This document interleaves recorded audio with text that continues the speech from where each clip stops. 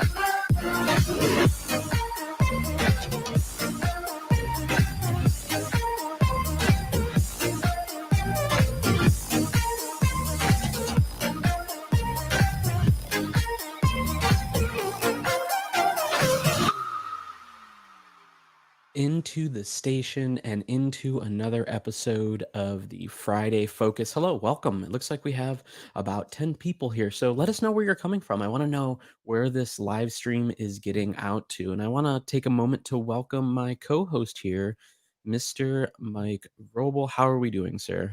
I'm doing good, TJ. How are you? Doing well, doing well. I'm jealous. Your camera and your setup looks so much better than mine. I gotta up my game. Gotta up my game here. Looks phenomenal. So, what are you up to this weekend? Are you doing anything fun? Shooting anything fun? Well, as for my food blog, of course, I've got a few meals lined up that I'm going to be shooting, and I'm hoping to get out to the park early tomorrow morning before the crowds arrive and maybe do a little wildlife shooting, but All right, we'll have to see how that works out. excellent. How Now, about you you? mentioned your food blog. So, where can people find that? Oh, well, you can find me at deadcooksdinner.com or Dead Cooks Dinner on most of the socials Instagram, Facebook, Twitter, that kind of thing. Excellent. Well, we're going to go ahead and get right into the Friday focus. So, if this is your first time here, welcome. We're happy that you have joined us. So, what we do every Friday, Mike and I, we talk about the photo news. We share. It's fun to just talk about rumors and also some, how-to or tutorial content that we find, of use that can help other photographers. So, that's what the show is all about today. And there's another resource too that we put together, and that is the Talking Pixels podcast. And in the Talking Pixels podcast, we talk about basically how to take your hobby to a career. And we start basically at day one. And Justin Gamble and I, we go through and we say, okay, if you want to start a business, these are the steps, that you can do it. And we actually just recorded an episode with Logan Deddy. So that'll be going live soon. And just to kind of get other people's perspective as well on getting started with their photography business. And we've had a lot of good feedback from that too. And if there's something that you do want to be covered in that, if there's something that you're struggling with in your business, definitely let us know, because if we don't know the answer, we'll find the people that do. A few housekeeping notes. Here at the store, we are open from 10 to 7 Monday through Friday, and we are closed this Saturday for the 4th of July weekend. But we are offering free shipping. We do curbside pickup. So if you don't feel like coming into the store, don't feel like you have to. Also, if you do come into the store, I want to let you know that we're doing our best to keep it as comfortable as possible for everybody that comes in and shops. So that means we're disinfecting all the time. We've upped our cleaning schedule. We have hand sanitizer there for you to use. We do require masks in the store. All the employees on the sales floor are wearing masks as well. So, again, we just want to make sure that you are as comfortable as possible. So, what are our goals for today? So, number one is to update you on the photography related news that you might have missed. I don't know if you noticed, but on Pick Your News channel, they don't tend to cover photography concepts or photography related things. So that's our job. We've taken that on as our job to kind of update the community on what's going on in the world of photo. Also, it's my goal to pull you away from the fear, the uncertainty, and the doubt that is going on, and remind you that you do have this hobby known as photography. And photography has this magical ability to pull you away and kind of get you out of stressful situations. So that's my goal, and Mike's goal is to basically pull you out of that, even if it is just for an hour to talk about two guys that are passionate about photography and photo news. Just kind of go through it and share our thoughts on it, and also get you motivated to try something new, something outside of your comfort zone. That's where real growth happens, is when you try something new. So that's our goal too, is to kind of push you in that direction. So let's go ahead and get into our news for the day. So this one was interesting. So this is our first kind of confirmation. I know we talked about it a little bit in the previous episodes, but it looks like it's going to happen July 9th at 8 a.m. Eastern Standard Time. Canon is going to be doing the announcement, for exciting product news, they say. So this is something that we're going to try to do some live stream coverage of. We'll see if we can make that happen and just kind of talk about, the new R5, R6, and whatever else. There's been so many rumors over the last couple months on really what they're going to be announcing at this. I think you had some thoughts too regarding more of the R6, right? Right. I mean, the R5 is, of course, the highlight of the event, where 8K video, 45 megapixel sensor, but I think the R6 could be a very interesting choice by Canon, and I kind of want to save my thoughts on that until we get to the next segment, where we also talk about Sony's new camera. But keep thinking about a 20 megapixel sensor that is also full frame. Why would they put that few megapixels in it? Right, and I And think that's this is going my to be foreshadowing. And I really think this is gonna be a big event for Canon, and I kind of attribute it to similar to what Apple did last week, where they actually announced a, I mean, a game changer, but it was one of the biggest changes in the history of the company of Apple switching over to ARM, or as they call it, Apple Silicon. And I feel like that's the same thing that Canon's doing here. I mean, this is probably going to be one of the biggest announcements they've ever done with this new system. I mean, it sounds like if we can go off of the specs that they've released so far and the rumors, this is going to be a kick-ass camera. I mean, Yeah. they basically listened to photographers and videographers and said, what do you want in this camera? And looking at the people that they have coming, they have Peter. The first one there is Peter McKinnon, and Ooh. that to me is super interesting. I mean, that's Mm. signaling that this is going to be a very video focused event because they have him as the kind of the first one they mention, and then the Explorers of Light, also some of the top photographers in the industry. And this is also interesting because he's actually up in Canada, and I think from some of his videos, like he works with Canada Canon a lot. But the fact that he's Mhm. also collaborating on this, and it's interesting to see that Canon USA also has the launch for this as well. Um, it's just I'm really excited about this, and that's why I'm thinking that we're gonna do some type of live stream coverage over what these new announcements are and what it means for kind of the future of Canon. Yeah, and I will absolutely be joining you for that live stream if the day job doesn't get in the way. The I have never been as excited about a camera that I know I'm not going to buy because I'm a Fuji shooter, but Right. this is just a really impressive camera, and it feels like the sleeping giant of Canon. So they've always been the biggest player in the industry, but they haven't been keeping up technologically. Sony especially feels like they have been leaps and bounds ahead of them. But that all seemed to start to change when the RF glass started coming out and Canon started releasing those incredible lenses. The problem was that the EOS R didn't seem to live up to them. I Right. think they are finally putting out the professional camera that will take full advantage of those fantastic lenses they've been releasing. And it's also been interesting, they've kinda used the EOSR and the RP as their beta test because and I Mm. say that when it comes to firmware because they took a camera, the EOSR, which was kinda laughed at when it, came out and, not a lot of people really went to it, but then they pushed out the firmware update that really increased the autofocus and they added some features and then it's been flying off the shelves. I mean, it's hard to keep them in stock, and I feel like they just used us as guinea pigs to see, okay, how does all this work? And also, firmware updates because now they're ready to, like you said, wake the sleeping giant that is the R5, the R6, and it shows that they are committed to the RF line. So super, super excited about that. And with the sleeping giant, I mean, it's interesting, we've had another giant all along, and that is Sony. And that's our next story here. And that is Sony confirms the A7S II successor this summer. Everything is new. And, you get so excited when when new cameras, you hear rumors of these new cameras. But I feel like the A7S II is kind of the, crying wolf of the camera industry in that we've heard that it's coming now forever and these rumors have come in, but this is really the first time that someone from Sony, especially a higher up, that has confirmed, that this is coming. And, we have a rumor, later on that talks about some of the specs, but it's the article was interesting in that he says, we've been listening to, photographers, this is coming, it's totally reimagined, everything is new.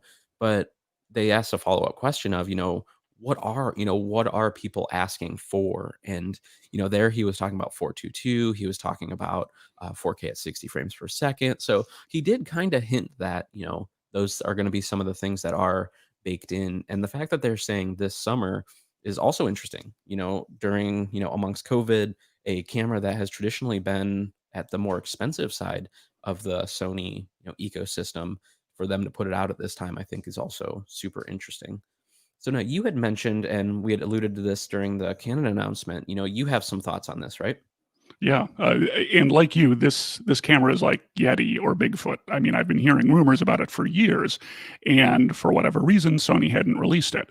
And the thing I found was more interesting, and I want to get the quote right, that they're changing what the S in A7S 2, or is this going to be the 3 or the 4? That's a different question for a different time. But S used to mean sensitivity. The A7S II could shoot at incredibly high ISOs and still get something out of it. Now they're changing the S to mean superior image quality. I guess they couldn't fit SIQ into the name, but this is where I am kind of calling back to the Canon R6, where this camera has always been more about a more sensitive image sensor. And if you use bigger pixels instead of lots of pixels, I mean, sure, you can get a 45, 60 with a Sony A7R4 megapixels, but who really needs that much stuff other than high-end portrait and maybe high-end landscape photography? Landscape advertising photographers. But most people, I mean, I get 26 megapixels out of my X-T4, and that's plenty for what I use. And what I think Sony is looking for, and what I think Canon's doing with the R6, is using bigger pixels to get a much more sensitive image sensor out of this. And my conspiracy corner is this is how they're going to get away with the 600 f11 lens and the 800 f11 lens that are also rumored.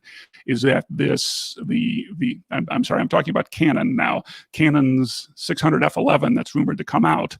And f11 lens sounds like it's going to be pretty dark, but if you have huge pixels and you can suck in a lot of light, maybe f11 is usable. Sure. So I'm really glad that they're not just viewing this as a megapixel war. They're viewing the quality of the image, the quality of the pixels for these two cameras as important as they are the megapixels. Then they're going to use that full frame sensor for something other than just more resolution. Right, I am excited about the fact that they're saying that it's totally reimagined. It's totally everything is new because the Sony is not a perfect camera. They've been plagued with overheating issues, no fully articulating screen on the full frame stuff, the viewfinder. I mean, there's a lot of things that make it a non-perfect camera. But they were the first to come to full frame. They have a lot of lenses. Their autofocus is great. I mean, there are a lot of great features about Sony. But I'm hoping that this kind of sets the pace for the rest of the line, where they can come out with some of these features that are an upgrade, and then we start seeing that in the A7 IV and the A7R5 and then the A7, and continuing on, that they have reimagined their brand and they're not just going off of their forward motion. For the longest time they've been able to have the forward motion of the of their marketing and getting a lot of people to switch over to it, and they've been riding that. But now they're getting some pretty stiff competition, on the video side with the S1H from Panasonic, from the still side with the Canon R5 and the R6 that are coming out. Nikon, maybe not as much competition, but with Nikon finally coming out with an alternative, that would normally be that Nikon shooter wanting to get mirrorless and just blindly switching over to the Sony. They can now maybe pull some of those back. So I think Sony has to do something revolutionary with this camera. Otherwise, they're not going to be around very much longer, or they won't be the behemoth that they are, I should say. Yeah, it does feel like they've taken their foot off the gas a little bit over the last year or two. And I hope that this is where Sony starts pushing the industry forward again, because they were really pushing for a while there. But it feels like since the A7 III, they've kind of slowed up a bit. So I'm really looking forward to what this brings. So speaking of looking forward to the X-T4, this firmware update, is this something that being a Fuji shooter, is this something that, you were excited for, that you thought was needed? I mean, there was a lot of announcements from Fuji, and I do want to get to at least, cliff notes of all of them. But let's start off with the X-T4.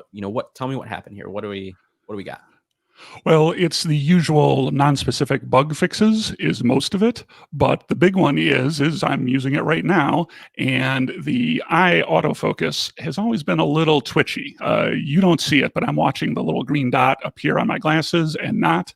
And there was a very interesting video I saw recently where if I do this, suddenly the Eye Autofocus works much better. So as they put it, this is my Clark Kent disguise. I put on the glasses and suddenly my camera can't recognize me. And it sure feels like it's better now that I've got this firmware update, but hopefully they will be adding more to it in the future. But that Absolutely. said, that's something that I've always thought Fuji has done well is they do keep pushing the firmware updates out. The camera I bought keeps getting better and better and better. It's not like the old days where you buy a camera and it does what it does, nothing changes. Cameras nowadays are a computer with an image sensor and a lens mount on them, and they can keep improving them. And Fuji, and especially Sony as well, have been very good about adding, improving, and making the camera you bought better over time. Right, and it's been interesting too. I feel like it's really shortened the development cycles. And, with some brands, it might be like, oh my God, there's another camera coming out. Like I just bought this one. But they bring a lot of those features into the older cameras as well. And, it's to the point now where firmware updates are now part of the news. We're reporting on it because it is part of the news because it is adding so much functionality. And I know last week we talked about the FP and the fact that it's now adding, the raw capability and everything else that it added. I mean, they shortened that development cycle. They didn't wait, an extra year to get that. They're pushing it out there and they're, constantly fine tuning the software on these computers. I mean, the hardware is the same, but they're constantly updating the software and making them better and adding functions and fixing things. And I just think it's a great way, and I think they have to keep up with the pace because of the way that cell phones are. I mean, if they're not putting out, the freshest, the newest, and you're just gonna see that delta between, cell phone photography and cameras just, expand, and then because of firmware updates, they're able to keep that pretty tight and keep, themselves in the news and, just making the cameras better. But Fuji had a couple other announcements, right? They had a new, and we reported on this last week, rumored at the time, but it was a 30 millimeter for the GFX line. So that's Right. good to see that they're, continually updating that. But the bigger Officially news on announced. the GFX line is that raw video for the 100. And holy crap. Like Yeah. at first, it's a $10,000 camera, but then it's all about, what that tool is used for. When you compare that now to, the other things that can do raw on that size sensor, that's a pretty affordable camera for Yeah. production. Yeah, it's the GFX firmware update was a big one. They officially bumped it to version 2.0 and they added a bunch of features to it, including their Eterna film simulation, sorry, can't talk today, which is what you're seeing me is with the XT4 version of that. It's my favorite video film simulation, but yeah, the changes they're putting into that GFX 100 and actually most of the GFX line, but a 100 megapixel medium format sensor with that extra large glass. If you're a filmmaker, that's got to be a tempting option compared to the cost of what real video centric cameras cost. Right. And I mean, just the amount of creativity now that, that maybe would have been outside of your reach or even the rental fees, sometimes can be up to $10,000. So now that you can actually get a camera that's small, lightweight for what it is, and then also does that 100 megapixel raw is just ridiculous. And it just also shows the Yeah. power that's actually in that camera. The fact that they can add these firmware updates and they can, just basically use a little bit more processing power, a little bit more of the buffer, a little bit more of the resources just to make that firmware better or that camera better over time, I think to me is it's just an awesome time to be in the industry because you're seeing these big changes happen for these for these companies. And they also announced a basically a revamp of their X photographer program. So if Right. you don't know, the X Photographer program is basically some of the top Fuji photographers in the world that are, whether it's surf photography, whether it's nature, landscape, portrait, all different aspects. They're brand ambassadors, and all the major companies have them. They all have different names, but they're treating it more like a artist in residency program now. So you start off on the base level, which is a collaborator, and then from there you can apply to be a creator, and then you work. It's basically like they're interviewing you. It's like an internship almost, where you work together on some projects and you kind of understand how it all works, and then from there you can apply for a 4-year residency. I'm calling it a residency, they didn't call that, on the X photographer team. So what they've done now is they've made it so it's more inclusive and less exclusive. So you've had ex photographers who've been on the team for a very long time, and rightfully so. A really good friend of mine, Brian Manier, is one of the ex photographers, and Hmm. I mean his work is just stunning, and he definitely deserves to be on that team. But now they're going to be rotating through, so we can see more creative people on the team and see different viewpoints and different storytellers. So I do applaud Fuji for number one, making it more inclusive, but also to document the process, because having worked at Panasonic previously, that was the number one question I would get at events. People would be like, "Oh, I take great photography, photographs. Can I be on your ambassador team?" And it's like, "Well, I'm not the person you need to talk to." Well, who is? Well, there's not really a go-to person. I mean, they're kind of sought out. The brands tend to go out and cherry pick, who they want. Where now Fuji's saying there is a path to get there. And Hmm. to me, I think that's pretty inspiring. That's going to inspire creators to go the next step to, it's no longer an unattainable goal to become a brand ambassador, because they've laid out how you can do it. So pretty Right. soon we're going to see Dad Cooks Dinner up there. Yeah, I definitely use enough Fuji stuff that I should probably sign up for the first level. This feels like it's in part a reaction to a lot of companies and their brand ambassador programs being called out for being very male and very white, and I think Fuji is reacting well to that, because so much of this stuff, it's not what you know, it's who you know. Yep. You probably wind up as a brand ambassador because you know someone at the brand and they know you and they're comfortable with you. Yep. And I think Fuji's doing this is going to democratize their process. It's going to make them aware of so many more people who have signed up for this program that it can't help but make it a more diverse group. And I think that's a good thing for all of us. 100%. And if you are a Fuji shooter, I wanted to let you know that we do have a Ooh. Facebook group for the Ohio Fuji fam. So this is where we share different resources. We want to share the work of our own collaborators. We're going to be doing contests in there. We're going to hopefully start up soon with weekly contests to kind of challenge you. We posted in there about the free Fuji rentals. So again, this is basically a place for us Fuji lovers to kind of just talk about Fuji, the thing that we love, and share our work and inspire others. So the link's there. If you go to facebook.com/groups/Ohio Fuji fam, or just do a search in Facebook for, Ohio Fuji fam, we are the fun and only one that's out there. So would love for you to join us. I just submitted my request. Awesome. So moving on. So we went from, Canon being again on top, Fuji, great announcements, Sony, excited to hear, what's going to be happening. And last week we kind of, one of our stories was about Olympus, and it was kind of the opposite. It was kind of the kind of going out of style, if you will. And there was a lot of negative stories that had come out about Olympus. And I'm gonna go ahead and hit play because this is kind of our feeling on what's going on with Olympus. If you haven't watched it, that is Monty Python, Quest for the Holy Grail, and they are talking about bringing out your dead, and that's kind of what this feels like. And I feel like last week all the news articles were just very negative, and even the headline that we picked, Olympus has fallen. And it's interesting to see now, because Olympus is like, no, not at all. Like we still have stuff in the pipeline.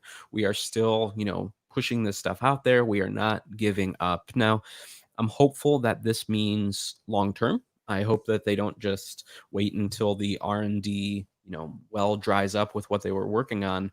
But it does kind of signal to Olympus and Panasonic shooters, anybody that shoots Micro Four Thirds, that there are new things coming. So the two things actually, and the two that are out there, I think are really big announcements for Micro Four Thirds as a whole, and even and especially Olympus shooters. So it looks like they're going to ship a 150 to 400 this winter, and then also, and that's a constant f4.5, which to me is awesome for Olympus shooters, because up to this point, to get that focal length, you either had the 300, or to get 1 to 400, you had the Panasonic. So you would lose out on some of the features that like image stabilization and things like that.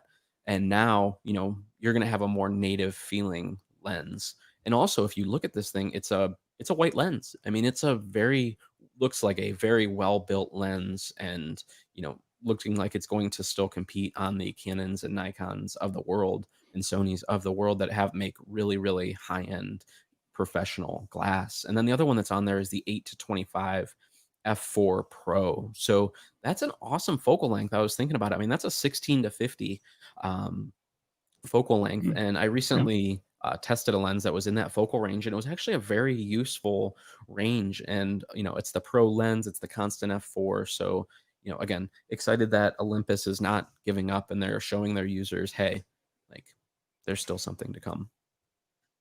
Yeah, I have to do my Monty Python impression. I'm not dead yet. I think I'll go for a walk. Exactly. Uh, It's exactly what they're doing. and like you said, I'm hoping that this isn't just, well, we're getting everything that's currently in the pipeline done and then we're going to stop. But the fact that I think it's JIP is not just saying, okay, we're cutting everything off, we're not releasing anything new, is a good sign. I think, again, it's not great news for Olympus, but it could be much worse. And the other thing is, Olympus is leaning into their lightweight wildlife with this lens Right. because you basically double the focal length. This is a 300 to 800 with a built-in teleconverter, I Right. believe, Yep. and that's got to be a killer zoom wildlife lens. And I think people who buy the Olympus cameras for the wildlife will love this lens. And to be honest, I think that's like you said, they're leaning in even further because another announcement that came out was the announcement of bird eye autofocus.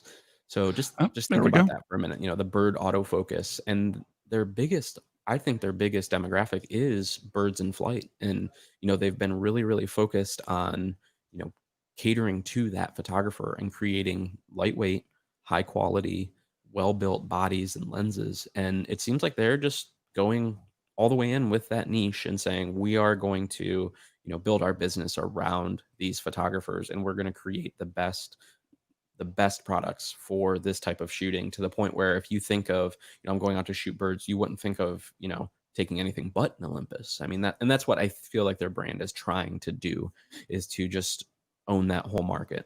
And they're not going to go after the portrait stuff as much. I don't think they're going to go after the video at all. I think they're just going to lean in heavy to the bird and wildlife Yep. type of shooter.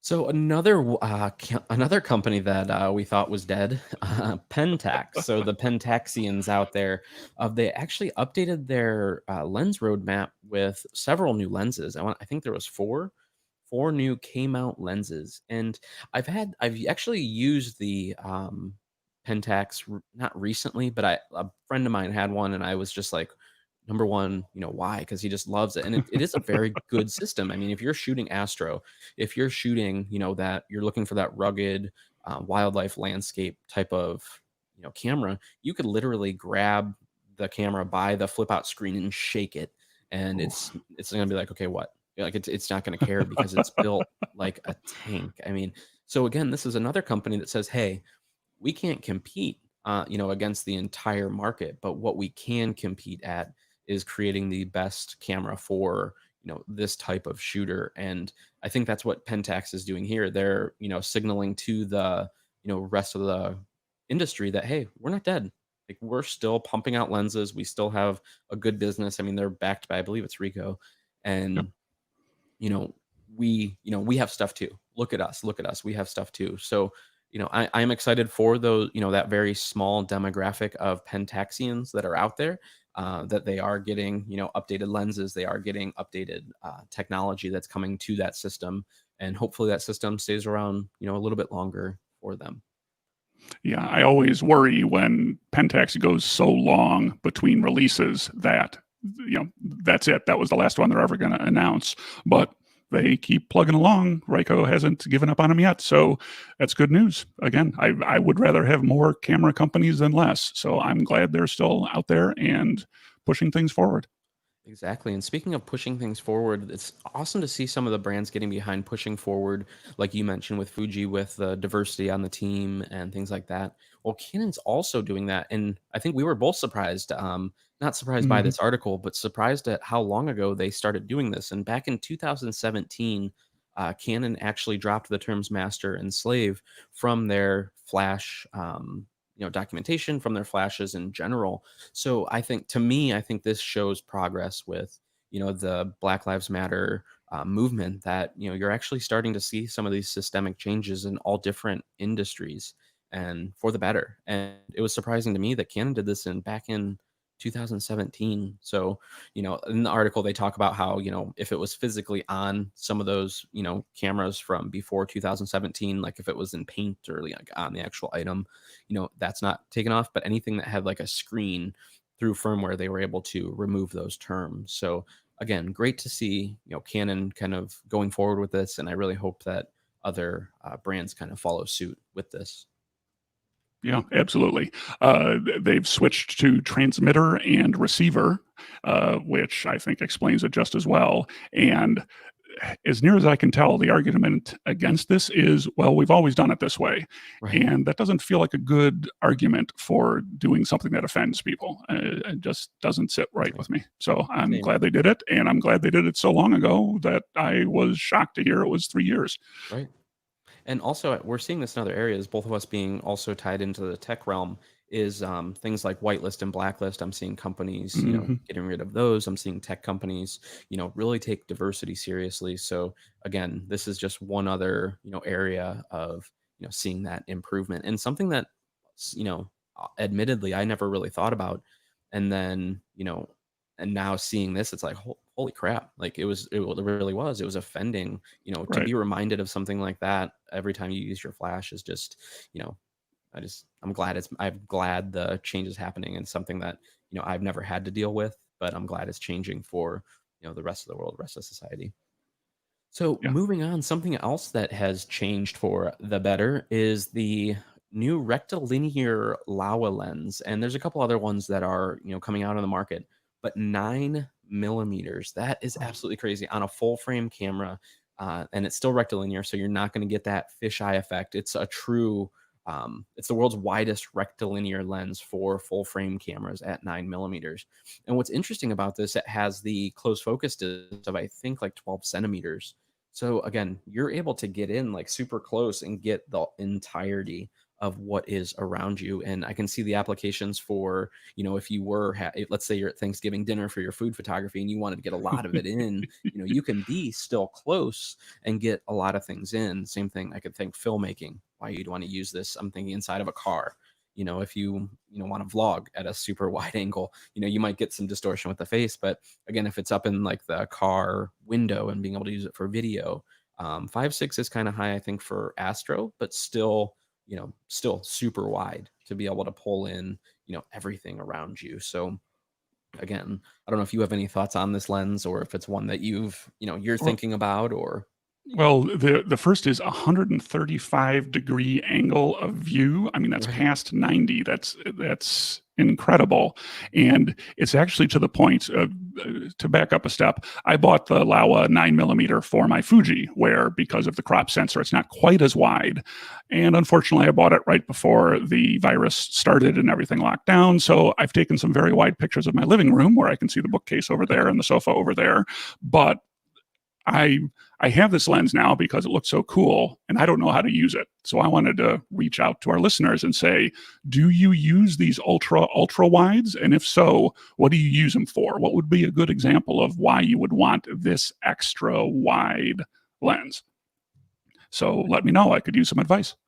Yeah, and I took when I went to Ireland at the beginning of March, Ooh, and I took a wide. It was the Rokinon for my M6 Mark II, and it was just so nice to have something that wide when I was in the, the churches, or I was in the ruins, because my eye, I can look around and see like what's in there, but it was a hard time to capture. I mean, you'd have to almost take panoramas of every single shot in order to right. get all the detail and everything. And with this lens, just being able to and be good to go. And with it being full frame, even at that 5.6, with as good as the low light sensitivity is on these sensors, like you were saying for the um, RF line for the new R6, I think that, seeing these lenses paired up with the, just the more sensitive sensors and the better technology, I think we're just going to see a whole new line of, really cool landscape and just really cool perspectives that we haven't been able to see in the past. So moving on to our education and tutorials block. Admittedly, there was a lot of news this week, so we don't have a ton of education or tutorials. I actually wanted to do a callback to something we did earlier this week, and that Mhm. is getting better fireworks photos. So if you go to our YouTube channel, which is youtube.com/the Pixel Connection, you'll be able to find it was about a 45-minute training, if you will, that I did on getting better fireworks photos. So definitely take a look at that. There are still some fireworks things that are going on, still some fireworks demonstrations that are going on. And in our, if you're subscribed to our mailing list, you actually got a list of all of those local events that are still going on. So if you want that list, let us know. Just shoot us an email, social@thepixelconnection.com, and we can ship you the write up that we did as well. So also, this kind of falls into the tutorials block as well. It could have been in news as well, but we thought it was a good opportunity to bring awareness. So, headline here: 72-year-old woman gored by bison in Yellowstone while taking pictures. So, and I think I'm actually going to let you speak to this even a little bit more because you have firsthand experience. That's your picture, up on the top right there. So, what happened here? How was this able to happen? Yeah, so if you've never been to Yellowstone, it is amazing how normally calm the wild animals are to people being close to them. The picture is one I took back in 2015 where we were driving along the road, and that was a buffalo that was basically just, I don't know, napping, resting on the berm across from us. So I stopped, rolled down the window a little bit, and pulled out my trusty Panasonic GH4 back then and started taking some pictures. And unfortunately, while I was doing this, another car pulled up behind us. Buffalo jams are a real problem in Yellowstone. The cars just start to back up forever. But from that car, a woman got out with her little point and shoot and walked in front of my window. So she was standing basically on the center line of the road with nothing between her and the buffalo in that picture other than a half a lane of blacktop. And my wife couldn't take this anymore. And she said, "You really shouldn't be doing that." And the lady gave her a snotty look. And I said, "I'm sorry, but we got to go." And we drove off. And I'm grateful that I didn't watch this story because wild animals are wild animals. They are unpredictable. They are a lot stronger than you would think. I mean, a buffalo is basically a tank. Uh, Right. if you ever get a chance, go look up a video on YouTube. I forget the exact title, but it's someone sitting in their rental car with a buffalo. That I think they have a dash cam, and there's a buffalo way off in the distance running down the road, and it keeps getting closer and closer and closer. And the last minute, people in the car say, "Hey," and the buffalo rams the car, and the camera goes flying, and their whole car rocks back. The buffalo, for whatever reason, decided it didn't like the look of that car, so it charged it, and they move pretty quick and they are very dangerous. So Was the I car a think we charger? have in the slide some of the tips from the Yellowstone National Park, but stay away from wild animals. Stay in your car. They're dangerous. Absolutely. And if you go to nps.gov, or just if you go to Yellowstone's website, they have these as well. But the best, it says safest and best views are from inside your car. Stay 100 yards, which is about a football field, is a football field away from bears and wolves, and 25 yards from other animals, including bison and elk. So, again, 25 yards is not that far away. I mean, you're still going to get great shots, we promise, but you can do it from the safety of your car. Um, but yeah, I mean, like you said, they are wild and they are animals. You're not at the zoo. They're not behind bars. They're not trained. So again, respect. That's what it comes down to is just respect them and respect the property, so that way it can be around for generations to come. Wanted to remind everybody, and now this is something that you could submit for, since you have all those wide angle pictures of your living room. The Sigma Shot at Home contest. If you go over to Sigma's website, they are doing a contest each and every week where they're giving away great prizes up to like I think $500. So definitely take a look at that. Again, it's just a little bit of inspiration for you to try something new. When COVID, first started, I actually entered a contest myself, not with Sigma because I'm not allowed to enter, but with On One Photo, and I won. So again, it's an easy way. I think it was a $25 Amazon gift card. But again, doing these the competitions do two things. They force you to be creative, but in the end, you could win something from it. And at the end of the day, you're definitely going to learn from it. So I urge you to take a look at Sigma's Shot at Home. If you're looking to learn a little bit more, we do have our whole anytime we do a live stream, they all go up on YouTube and they stay on YouTube. So again, if you go to youtube.com/, the Pixel Connection, you'll see all the videos that we've done. I mean, we have well over, I think, 100 or 200 videos on our channel, all about educating, whether that's educating about a new lens, a new camera, or subject matter. Like you can see our on camera flash and, 3 images with one lighting setup. We have a ton of educational content on there. So now off to the fun part of the show. Not that the whole part hasn't been fun so far, but the first confirmed spec, Sony a7S II successor, has the world's best EVF with 9.4 million dot resolution, so 9 megapixel dot resolution.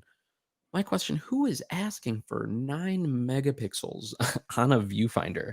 I guess I've never looked at a viewfinder of that high res, but who is that for? Is that something that's needed? What do you think? Well, I have read, I mean, even this week, I was reading an article where someone was saying that they didn't want to trade their Nikon D780 for one of the Z5s or the Z6s because of they like the live viewfinder because they're actually looking at the light bouncing through the prism as opposed to essentially a video in front of their eye. And I think I've been a fan of the video in front of your eye ever since I tried my first mirrorless camera, because just live view, being able to shoot in manual and see exactly what the sensor is seeing, has been so useful for me. But some people view that as a bad thing. And I think this viewfinder is an attempt to get the best of both worlds, where you will have a live view video, but it will also be so high resolution that your eye won't be able to tell the difference between what is actually live and what you're seeing in the viewfinder. Absolutely, and I'm excited for this rumor, not necessarily for the viewfinder as much as, this gives the previous, announcement even more teeth, because now we're starting to see actual specs come out. Before you might Mm-hmm. have seen the new A7S II is going to have a super high res view, as actually putting, real numbers behind it. And then right before we went live, there was actually another rumor that hit where they're talking about having an active heat dispersion design, so that'll combat some of the overheating issues that have plagued Sony in the past. So I actually looked at it, I'm like, that looks a lot like the Panasonic one, and that's actually Yep. the screenshot that they use. So I assume that it's going to be something similar, where you're going to have some type of fan, like a CPU cooler, if you're familiar with a computer, where it'll actually pull that heat away and then get it out of that camera body. Um, the S1H does a really good job at this, and it keeps it super quiet as well. So hopefully Sony's will be the same. But again, it just shows a little bit, that there is a little bit of teeth with this rumor. Yep. So another rumor that is right around the corner is Nikon will announce 3 new Z lenses this month, along with the Z5 mirrorless camera. And I think similar to um, Canon, I mean, I think people are starting to get excited for the Z5 as well, or the Z5 if you're joining us internationally. So tell me, what are your thoughts on this? I know you were somewhat excited about one of the lenses. I think it was what, a 14 to Actually, 24. yeah. So the three lenses are a 14 to 24 f2.8, a 50 millimeter f1.2, and a 24 to 50 f4 to f6.3, which everyone's kind of assuming is the kit lens that's going to come with the Z5, which, as you mentioned earlier, Canon's RP has been flying off the shelves. I think the Z5 is Nikon's attempt to get a low-cost camera that's also full frame and using their Z mount out there so they can get some of that market.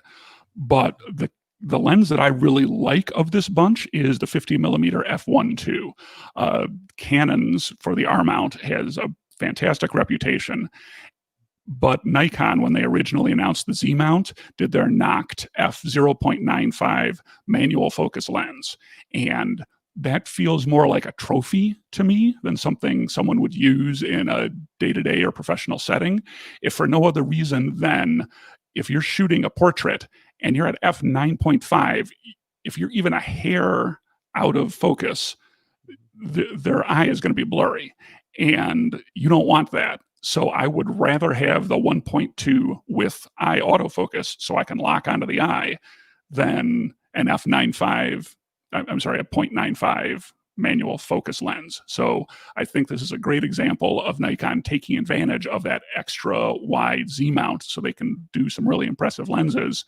And I'm just glad to see them filling out their lens lineup. It feels like they've Right. been a little slow compared to, well, Sony, of course, because they've been doing this for years, but also Canon has been pumping out the lenses. And it's good to see Nikon trying to do the same thing. Absolutely. And I think it'll be fun to see. And I'm waiting for the day that we report on when we start seeing like the Sigma and Tamron coming out with, RF and Z mount like they are for L mount and the Sony mount. Like I think that that'll be the kind of not the nail in the coffin for traditional mirrored cameras, but I think we're going to start seeing a lot more of that shift, into mirrorless when we have that third party lens support because here at the store, we have a lot of Sigma and Tamron customers, and they love those lenses for the quality, for the focal lengths, for the price, and these basically early adopters are having to use adapters, and I think it's just a matter of time. I think the development is going to be turned up very quickly if, the recent announcements from Tamron and Sigma are any inclination. I mean, they're starting to, push out a lot of the E-mount stuff. And I think we're going to see the same for, once they actually get that first RF or that first Z out the door, I think we're going to see rapid development and bringing all their lenses over. Yeah, I think that was one of the wisest things Sony did with the E mount was opening it up and letting Sigma and Tamron make, or anybody really, but those two especially, have been making some killer lenses that make the Sony lens lineup by far the best in mirrorless. And it's to Sony's advantage. The more lenses you have, the more people want your camera. Right. And I think Canon and Nikon have always viewed the lenses as a profit source, and they're not wrong. That's, once someone buys the camera, that's where they're going to spend more money. But I also worry that it hurts the adoption of their mirrorless line. And like you said, the sooner Tamron and Sigma can come out with lenses for the RF or for the Z mount, the better off those two lines will be. 100%. So I did want to jump into, we have one slide for special savings and events. So I should have added a second slide. If you do, I guess I'll just talk about this one. If you do come into the store for a rental, let's say you were wanting to get something wide angle for, some um, fireworks photos, or maybe you're going to go out and do some birding this weekend and you need that 150 to 600. We are doing two things. Number one, we are doing, you pay for 1 day rental, you get it for the whole weekend. So you pick it up today. You don't have to drop it back off until Monday. And then also, we're doing half off that rental. So again, there's huge savings that we are trying. We just want you guys to be creative this weekend because I think a lot of people are going to try to, get out and hike or go drive their car to, watch fireworks from their car. We just want you to be creative. And then also make sure you tag us on Instagram for any photos that you shoot this weekend because we're trying to do a better job of, celebrating our community and sharing that up on social. So another thing that we're doing for the month of July is free Fujifilm rentals. So if you go to rentals.thepixelconnection.com and click on Fuji, you'll see everything that we have available. So I'm actually personally, I grabbed an X Pro 3 and a Uh, 23 millimeter, and I'm thinking I might also grab the 10 to 24 before I leave to shoot this weekend. I'm going to visit my wife; she's in Illinois, so it's kind of leaving the Canon gear at home this weekend, and shooting with the X Pro 3. And I was torn between that and the X100V because I love that camera. But I'm going to be shooting the X Pro 3 this weekend. So I'm taking advantage of it so I can get some awesome photos. And I hope that you do too. There's no cost to you. All we do is we have a hold that falls off. That is, every lens is different, every camera is different. But yeah, it's free. So if you want to come in today and you want to run it all weekend, that's going to be no cost to you at all. And then also, and this is something that you took advantage of, is the Fuji Tech Time. So Fuji Tech Time is where you go to the link. If you just go to our website and go to under brand and then Fuji, you'll see the direct link for it. It's on the right. And I might pull up the website to show you guys. But the idea is if you go on and you get your questions answered from a Fujifilm tech rep, and they're some of the top in the U.S. They know this product inside and out. So if you do that, you actually get an additional discount. So if you've been thinking about anything Fuji related, you're actually offered a discount at the end of that call that you can then give us a call and say, hey, this is, the coupon, if you will, and then we can apply that to your proof or to your purchase. So, if you've been on the fence about any Fuji gear, now's the time to, take advantage of that awesome opportunity.